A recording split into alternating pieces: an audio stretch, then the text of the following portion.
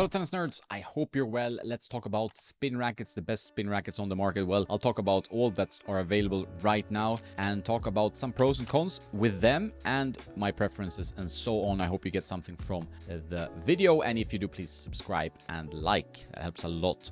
So spin rackets have grown in popularity over the years. You're seeing arrows everywhere pretty much these days, and that's happened since Rafa was on the scene with his Babolat Aero Pro drive around 2004. That was kind of the first spin racket as far as I am aware, and that flat throat that made it easier to swing the racket on a vertical path. That it traveled with better speed on the vertical swing path. Now it's kind of mainstream. These days every brand has a spin-oriented racket. The idea to increase the vertical swing path, but also to increase the string movement, usually thanks to kind of slightly more open grommets, those plastic pieces, that allows the string to move a bit more of the main strings and increase spin potential. You want the strings to move for the ball to go in and out and give you that lift on the ball. So usually they have a higher launch angle and they should help get a little bit more rotations if you hit the ball with a vertical path.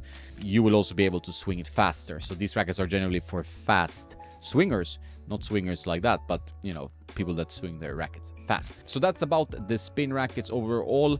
There are two different categories or subcategories of spin rackets. So the 100 square inch one, which gives you more forgiveness and usually a little bit more spin, and then the 98 square inch one, which has taken the ATP Tour by storm, like the Pure Aero 98 used by players like Alcaraz, Rune, Fils, Jacob Fernley, Oger Aliassime, Leila Fernandez, and many more. And that racket has become quite popular, like now Bublik and even Tsitsipas tried it for a while. If you're a player that likes to hit with spin, these rackets can accentuate how much action you can get on the ball. And with the 98s, obviously you can swing even faster. You kind of have to, and they offer a bit more control thanks to a denser string pattern than the 100 square inch. So if you're into getting a little bit more lift over the net and you're hitting bigger targets and maybe playing a little bit more from the baseline, I think spin rackets will help you. Some more traditional players that hit the ball flatter and want to get to the net, I think it will be a tougher transition from prestigious pro staffs and so on. There are other rackets that might make that volley more precise and so on. Then the spin rackets might not be for you. Some, however, might benefit from getting that extra help with lift, so it could be worth a try. But I've seen a lot of balls sail slightly long for traditional players going to spin rackets. If we get into the more spin and forgiveness category, the 100 square inch ones, Pure Aero 100, more dense pattern this time around to 2023. However, when I'm talking to you next year, 2026, there will be a new arrow, so maybe you want to wait for that unless you're in a hurry to buy a new spin racket. The arrows, I think, were the best ones so far. 2023 Pure Aero 98, which I will get to.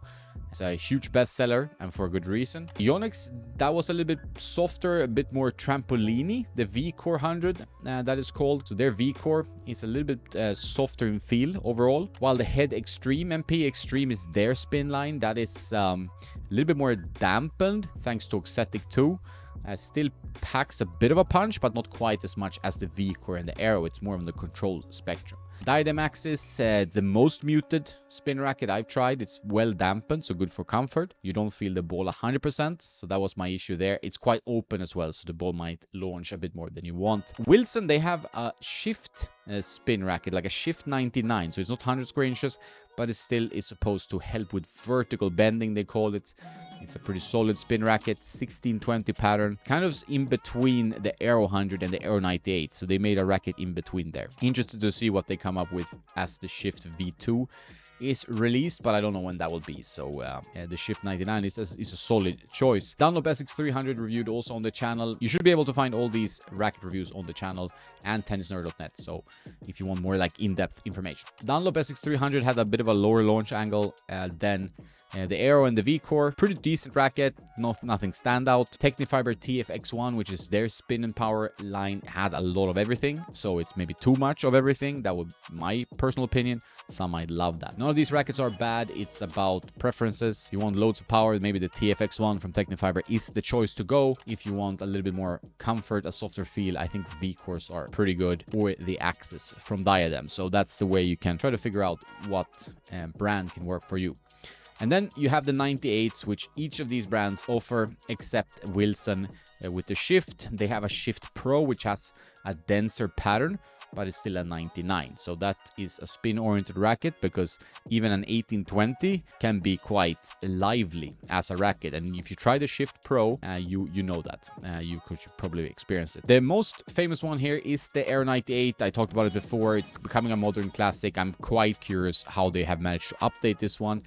Some players I know and talked to, they said that they struggle a little bit with the arm still from the Air 98, so it's not the most arm-friendly racket. You might need to think about how you string it and so on. You have the Axis 98 and even the Extreme Pro and so on that are a bit more comfortable than the Air 98, but the explosivity that the Air 98 brings, that kick in the last second and that kick up to your opponent, it's hard to beat. I don't think any other racket, I don't think any brand beats it in this lineup. I think it's the most addictive spin racket to use, but it's not the softest on the arm.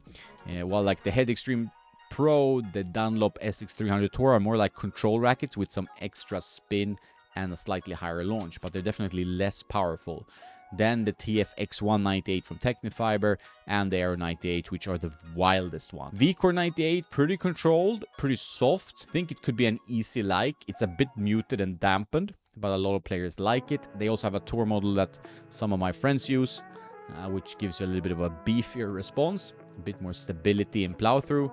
But obviously you're not going to be able to whip it as fast unless you're a very, very good player. But it's a matter of feel, it's a matter of preference. Grip shape is very important. You can adjust grip shape if you go to a customizer. You need to find something that like resonates with you. So demoing is very important. I hope I gave you some ideas of the different feels and so on, but demo is your best friend here. If you want a power racket or a control racket or a comfort racket, there are other videos on the channel or other posts on tennisnerd.net. So check those out. Thanks for watching. Have a nice day and don't forget to play some tennis.